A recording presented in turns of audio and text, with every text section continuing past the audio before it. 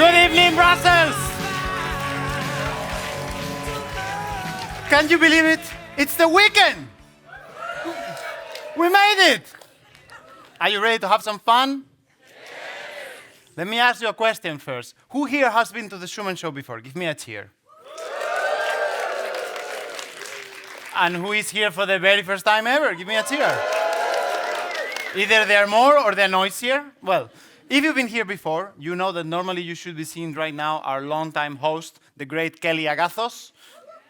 Don't worry, she couldn't make this show because of secret Greek national security reasons that I can't share, but that you can see in our Instagram. She'll be back in the next show, don't worry. But in the meantime, here at the Schuman Show, we decided to honor a long-standing EU bubble tradition and replace her with a less qualified man.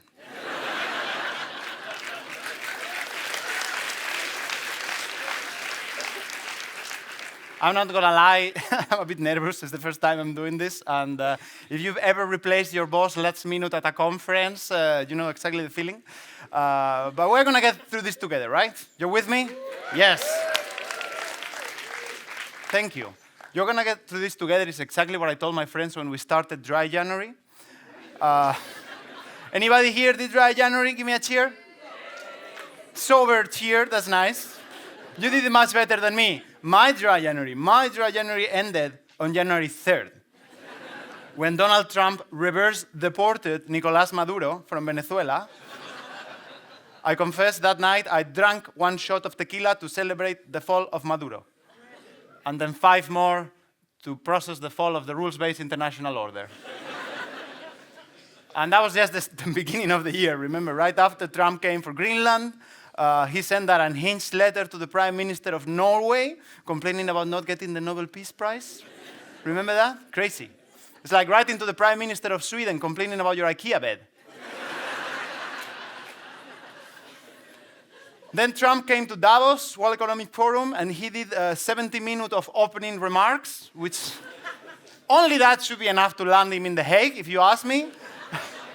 And somewhere in the middle of that speech, he went casually, I am not going to use force on Greenland. And watching that in that moment, I could feel my butthole unclenching. Every fiber of my body going, oh, whew, we're going to be okay. Oh my God. I was scared for a moment there. You guys were scared as well. You don't need to tell me. Europe was preparing to go to a war that we knew we couldn't win. Like an NGO going to meet Ursula von der Leyen.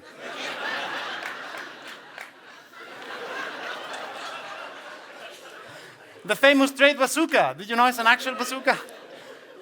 Now we can put the bazooka back in the closet. That's okay. Thank God, because we don't know if that thing even works, you know. For all we know, it could have backfired. Whew. So the United States did not use force in Greenland, but the United States did use force somewhere else. A place called the United States. A place almost as cold as Greenland, a place called Minnesota. We saw terrible images coming from there, images of protesters being killed by ICE agents, images of migrants, including children, abducted from their homes and put in detention camps. That would never happen here. For that, we have Albania. You said you were going to be with me. Can't run away now. Okay, don't worry. We're going to get to some good news now. The region of Brussels finally has a government.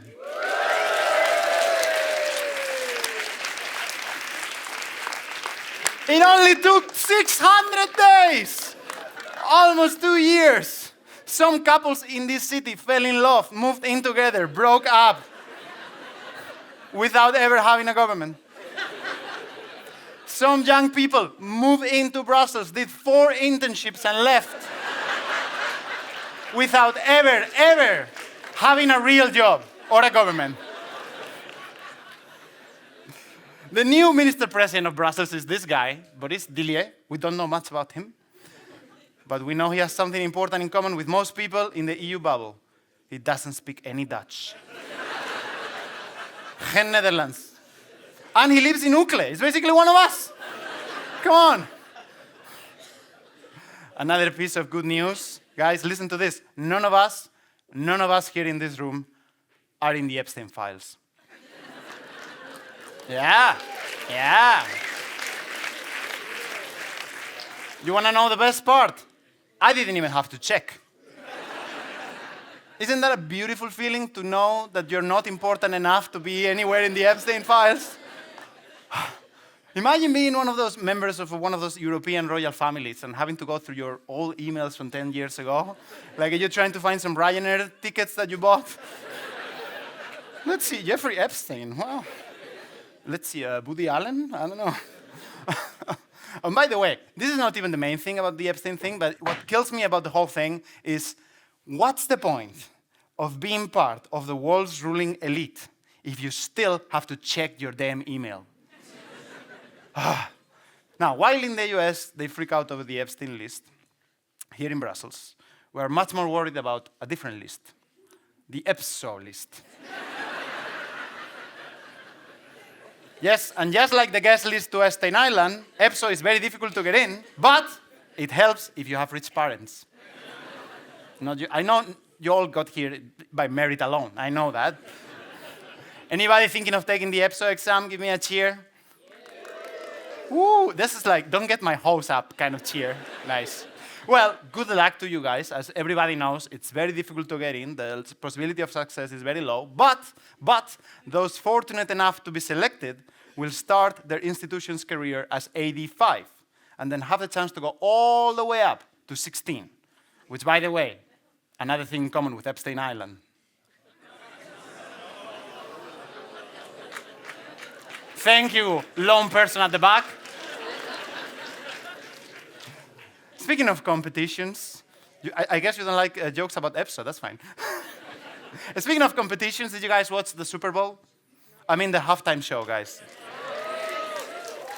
The only thing that matters. We don't know what they do before, we don't know what they do after. The halftime show. It was a great show. My personal favorite part of the show, Donald Trump complaining about not understanding what Bad Bunny was singing. Don't worry, Donald, I'm Spanish. I also didn't understand anything that he was saying. But relax, Bad Bunny is kind of like the GDPR. You don't have to understand it to know it's good. Give it up for the GDPR. And by the way, while we're on the subject of languages, I hope you can all agree with me, it's about time we officially make Spanish one of the main working languages of the European Union. Yes! What? Are we good enough for the Super Bowl halftime, but we're not good enough for the European Commission's midday briefing? Come on! No puede ser! No puede ser! Brussels bubble, get your Duolingo in order because this is happening. And in the meantime, bienvenidos al Schuman Show. Si te quieres